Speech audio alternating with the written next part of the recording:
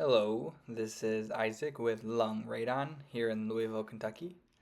I'm going to go over a system with you today that we installed recently for a customer of ours. And a little bit of background on this house is that this is for a real estate transaction. Our customer wanted to purchase his home, and so they had a home inspection done. And during the home inspection, they had a radon test, which we suggest that everybody gets a radon test during their home inspection. The levels came back to be 11 picocuries per liter, and this system that we designed was able to get the radon levels down to 0.4 picocuries per liter. So I'm going to walk you through the system design and why it was designed the way it is.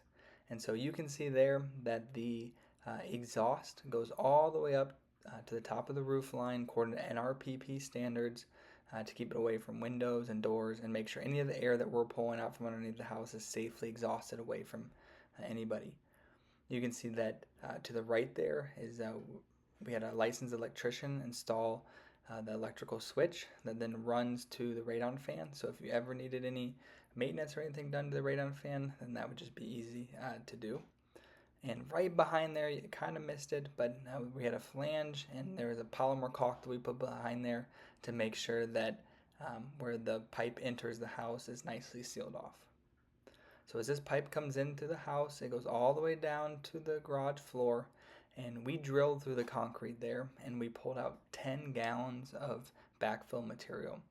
So that's important for a couple reasons. One is that's going to give us a good suction pit so we can pull air from underneath this slab and exhaust it out.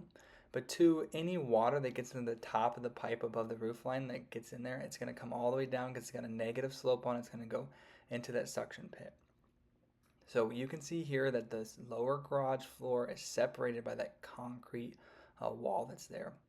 And so we need two suction points in order to pull air from here and then one from the upper living room level, which you'll see here in a second.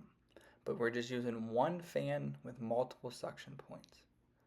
And so as I walk closer here, you're going to see that we have a manometer that's sitting there that's showing us our water column. That's not showing us our radon level. It's showing us our water column level, which is important for radon mitigators to understand and that you know that this system is on. So then you can see here where the pipe is running. The length of the garage is going up and over that wall into the second story there. The second story is also concrete floor, which is why we're able to do it this way as well. So I want to make sure that's clear as well. We're going to walk up these steps. You're going to see the living room. And this area is where we're pulling air with this second suction pit. And you can see my radon monitor there. It's in the lowest livable part of the home. And then the second suction pit is installed in this closet. So it's not in the open area. We wanted to hide it in here, but it's effective. So this is a system design that we needed for this particular one, and it's not uncommon for us based on square footage or subgrade materials to need multiple suction points. So I hope this helps explain kind of what goes into a radon mitigation system of this level. If you want to test your home for radon or need a radon mitigation system installed, you can reach out to us at lungradon.com. I hope you have a nice day.